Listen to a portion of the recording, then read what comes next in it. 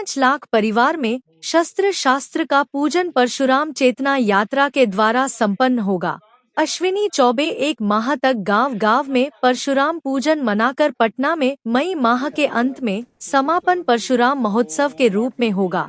अश्विनी चौबे सनातन समाज के निर्माण के पुरोधा भगवान परशुराम। अश्विनी चौबे पटना। सोमवार को पटना के इस्कॉन मंदिर कॉन्फ्रेंस हॉल में पूर्व केंद्रीय मंत्री अश्विनी कुमार चौबे के नेतृत्व में सनातन समाज के निर्माण हेतु भगवान परशुराम की महत्ता पर परिचर्चा बैठक आयोजित हुई। श्री राम कर्मभूमि न्यास के संस्थापक अश्विनी चौबे ने बताया कि आगामी 29 अप्रैल से लगातार भगवान परशुराम जयंती के अवसर पर सनातनी संगठनों के द्वारा विभिन्न कार्यक्रम संपूर्ण बिहार में आयोजित हो रहा है, जिसे बल प्रदान करने हेतु एकजुटता के साथ सनातन समाज के निर्माण में भगवान परशुराम की महत्ता पर अगले 1 माह तक श्री परशुराम जन्मोत्सव कार्यक्रम आयोजित करने की दिशा में बल प्रदान किया। चौबे ने बताया कि भगवान परशुराम जो कि 20 कलाओं से युक्त थे, उन्होंने मानव कल्याण के लिए समाज में जब सत्ता स्खलित हो गई थी और धर्म विरोधी शासन हो गया था एवं अत्याचार की पराकाष्ठा थी, उसे समाप्त कर धर्म अनुकूल शासन व्यवस्था की स्थापना के लिए नारायण के छठे अवतार के रूप में सतयुग के अंत में धरती पर अवतरित हुए थे। उन्होंने कहा कि श्री राम के पूर्व अवतरित हुए परशुराम चिरंजीवी अवतार हैं, जो सृष्टि के अंत तक रहेंगे। उन्होंने कहा कि समाज की संरचना के लिए सनातनियों को एकजुट कर समापन कार्यक्रम पटना में करने की योजना बनाई गई है। उन्होंने कहा कि बिहार के 5 लाख परिवारों में शस्त्र शास्त्र सनातन संस्कार के माध्यम से पूजन किया जाएगा और लाखों लोगों के साथ इसका समापन पटना में विहंगम कार्यक्रम परशुराम महोत्सव संतों के सानिध्य में आयोजित की जाएगी। संपूर्ण कार्यक्रम परशुराम चेतना जागरण के रूप में आयोजित की जाएगी, जिसमें सभी समाज और वर्ग का चिंतन करते हुए 29 अप्रैल तक 1 माह तक पूजन कार्यक्रम चलेगा। इस बैठक में अपने विषय को जय परशुराम, जय सियाराम, जय राधे श्याम के उद्घोष के साथ उन्होंने समाप्त किया। कार्यक्रम का संयोजन संजय कुमार चौधरी, परशुराम सेवा सहायता फाउंडेशन के संरक्षक ने किया। बैठक में समन्वयक के रूप में डॉ अर्जित शाश्वत चौबे थे। संचालन कृष्णकांत ओझा अध्यक्ष श्रीराम कर्मभूमि न्यास ने किया।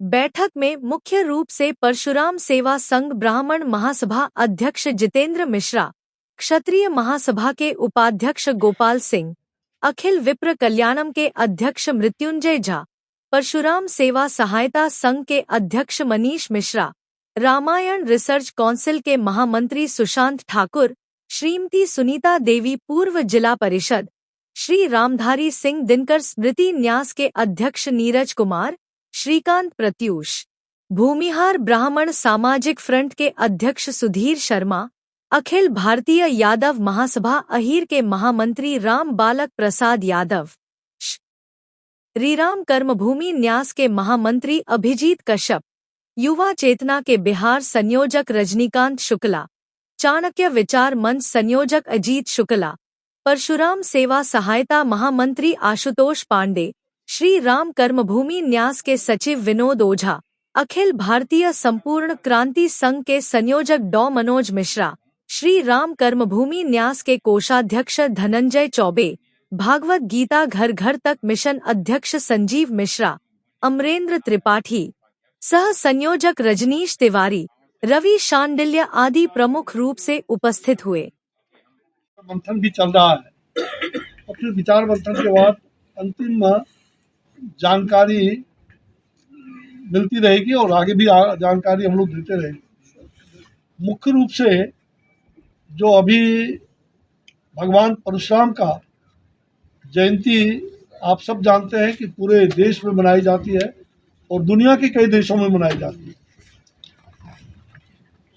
तो भगवान परशुराम की जयंती और जन्मोत्सव के रूप में हम लोग ये काफ़ी व्यापक पैमाने पर बिहार में विशेषकर और देश में भी इस बार करने का निश्चय हुआ है। और विभिन्न परशुराम जी के नाम पर बहुत तरह की संस्थाएं देश भर में चल रही हैं।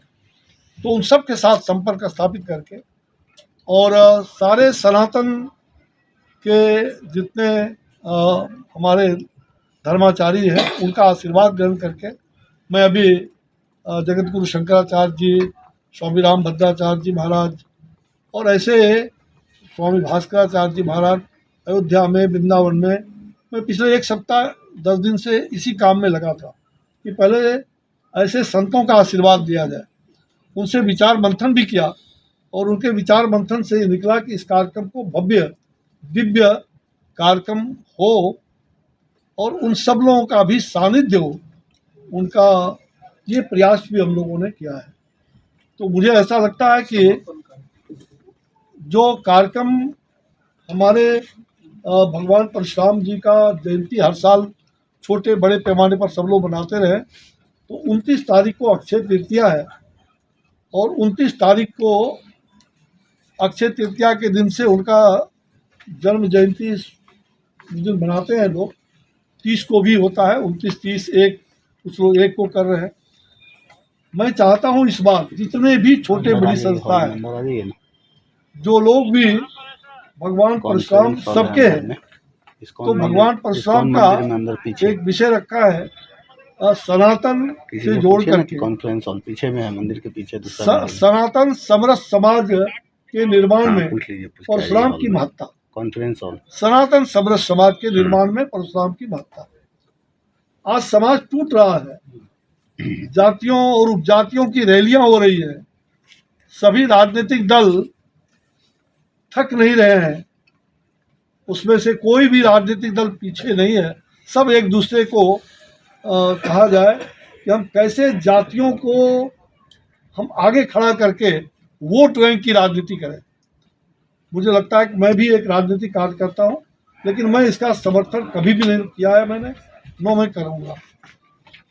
ये ठीक है कि हम सभी कुछ लोग कहते हैं तो भगवान परशुराम को जातियों से नहीं जोड़ा जाए, भगवान को श्री राम को जातियों से नहीं जोड़ा जाए, भगवान कृष्ण को जातियों से नहीं जोड़ा जाए।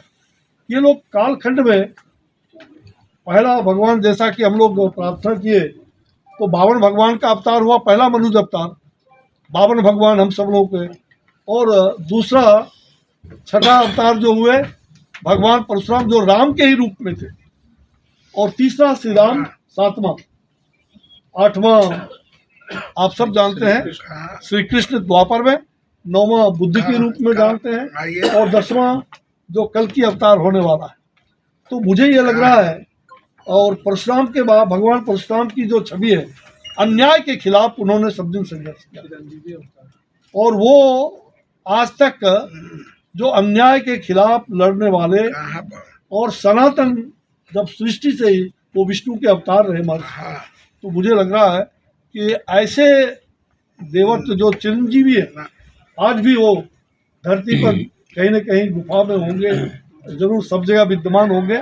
तो भगवान परशुराम सब जगह है, सबके लिए है। तो मुझे लगता है कि आज की परिस्थिति में हम लोग जो सनातन समरस समाज के निर्माण में परशुराम की महत्ता जो है, इस विषय को लेकर के और हम सब लोगों ने जो विषय रखा है कि जो ऊपर आप देख रहे हैं ना, शस्त्र शास्त्र, उसके बारे में पहले ही कृष्णकांत जी ने बता दिया। तो शस्त्र और शास्त्र, सनातन संस्कार, एक विषय आया है कि हम लोग 5 लाख परिवारों में बिहार में शस्त्र और शास्त्र और जनेऊ के साथ भगवान परशुराम का 5 लाख परिवारों में पूजन करेंगे। ये विषय, इस पर हम लोग चर्चा करेंगे, कैसे इसको किया जाए, विस्तृत रूप कैसे दिया जाए, और देश के कोने कोने में जितने भी ऐसी संस्थाएं हैं, सबको आमंत्रित करके अंतिम में जो समापन 1 महीने का कार्यक्रम ये चलता रहेगा, और अंतिम समापन की तिथि अभी उसकी घोषणा में डेट तिथि अभी नहीं बता पाऊंगा, लेकिन मई के अंतिम सप्ताह में जो भी तिथि निश्चित होगा, पटना में एक लाखों लोगों का ऐसे परशुराम भक्तों का सामाजिक समरसता का संकल्प लेने के लिए हम शस्त्र और शास्त्र का पूजन भी यहाँ करेंगे, ऐसा सोचा गया है। और समाज को जोड़ने का, समरस समाज बनाने का, तो मुझे लगता है कि आज के परिप्रेक्ष्य में जो प्रेस के बंधुओं के लिए इतना काफ़ी है। और राष्ट्र कवि दिनकर का जो 24 तारीख को यहाँ पर राष्ट्र कवि दिनकर जी का कार्यक्रम होने जा रहा है बापू सभागार में 11 बजे, और परशुराम की प्रतीक्षा और एक बता रहे हैं शांति निकेतन से, उसकी चर्चा हो रही है शांति निकेतन से। आप बता दीजिए। प्रोफेसर सुभाष चंद्र राय जी, प्रोफेसर इसी बिहार के हैं, प्रोफेसर सुभाष चंद्र राय। परशुराम की प्रतीक्षा पर बहुत अच्छा उसकी चर्चा का विषय भी रखा गया है। और साथ साथ आप एक विषय दिए थे, सामाजिक समरसता के योद्धा परशुराम। हाँ, तो और उसमें जो काव्य है उसके बारे में बता दीजिए जरा। परशुराम जी के कार्यक्रम का डिटेल बस आप बता। मैंने कर दिया। तो मुझे लग रहा है कि भगवान परशुराम जी का और राष्ट्र कवि दिनकर का 24 तारीख को दिनकर परिवार की ओर से ऐसे 7 लोगों को उन्होंने तय किया है सम्मान समारोह करके, और उस कार्यक्रम में स्वागत अर्पित करेंगे। तो उसमें इन लोगों ने आदरणीय प्रधानमंत्री जी को भी दिनकर परिवार की ओर से और न्यास की ओर से, विशेष करके दिनकर परिवार की ओर से उनकी पुत्रवधू, उन्होंने आग्रह किया था पत्र लिख करके, और उन्होंने आग्रह किया कि आप इस कार्यक्रम में सम्मान अर्पित करने के लिए और उनका सम्मान देने के लिए आए करने के लिए। तो अब वो प्रधानमंत्री जी की व्यस्तता रहेगी, जैसा होगा वो बताएंगे क्या होगा नहीं होगा। लेकिन 24 तारीख को वो समापन का कार्यक्रम 11 बजे है, उसमें बड़ी संख्या में हम बिहार वासियों से 2 बजे से बापू सभागार, 2 बजे से ना 1:30 बजे से आप 1 बजे रखो।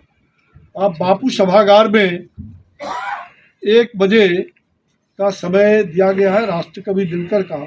और वही कार्यक्रम के बाद उनके जो 91वीं पुण्यतिथि के बाद हम लोग उसका मंचन भी जो है जो क्या नाम है रश्मि रथी का मुजीब खान साहब जो बम्बई के वही निदेशक है, और सारे देश के बड़े बड़े कलाकार आएंगे और उसका रश्मि रथी का मंचन भी उसी स्थल पर होगा। जो बहुत सारे साहित्यकार पत्रकार देश भर से आ रहे हैं, तो विशेष रूप से उसके लिए अलग से वो भेजा जा रहा है। मैं यही चाहूँगा कि ये कार्यक्रम जो दिनकर जी का हो रहा है विशेष करके युवाओं को समर्पित होगा, तो बड़ी संख्या में छात्र युवा शक्ति और ये सब लोग वहाँ पहुँचे, तो इसका प्रयास भी चल रहा है। तो ये दोनों कार्यक्रम के निमित्त ही हम लोग यहाँ आज मिलने के लिए यहाँ आए थे। आगे 5 लाख परिवारों का पूजन जो है 30 तारीख को करेंगे। 30 तारीख से लेकर के अगले 1 महीने तक, 29 तारीख से लेकर के अक्षय तृतीया से लेकर के 1 महीने तक, 1 माह का ये पर्व के रूप में महापर्व परशुराम महापर्व के रूप में हम लोग महोत्सव के रूप में जन्म का परशुराम चेतना जागरण अभियान के रूप में, हाँ परशुराम ये पूरे देश को जागृत करने का, दुनिया को इस माध्यम से जन चेतना जागृत करने का और सनातन संस्कृति को अक्षुण्ण बनाए रखने का संकल्प भी हम लोग साथ साथ। परशुराम की प्रतीक्षा में जिस प्रकार की अवधारणा को दिनकर जी ने लाया था, जब संकट में देश और समाज होता है तो परशुराम को फिर से आना पड़ता है। परशुराम तो चिरंजीवी हैं, लेकिन परशुराम ने जिस प्रकार से समाज को संगठित किया था और जिस प्रकार से समस्याओं का निदान दिया था, उसके प्रति जन जन में चेतना जागृत करना, खास करके उनमें जो परशुराम का वंशज स्वयं को मानते हैं, तो उनकी अग्रणी भूमिका हो, इसलिए इस प्रकार का परशुराम चेतना जागरण अभियान के रूप में, ये संकल्प के रूप में ये अभियान चलेगा। ठीक है। रश्मि रथी पर दिनकर जी के 51वीं पुण्यतिथि के पावन अवसर पर रश्मि रथी पर हमारी सभागार शुरू किए थे। देश में 21 जगह कार्यक्रम करते हुए समापन, मेरा भी लोगो, ये अंतिम कड़ी का ही रामधारी सिद्ध दिनकर जी, उनका 51वां पुण्यतिथि भी है 24 तारीख को, और रश्मि रथी का 1 वर्ष से पर्व चल रहा है जो कि समापन पर है। वो 24 को समापन होगा, उसका एक नाट्य मंचन भी यहाँ बापू सभागार में होगा। तो परशुराम को फिर से आना पड़ता है।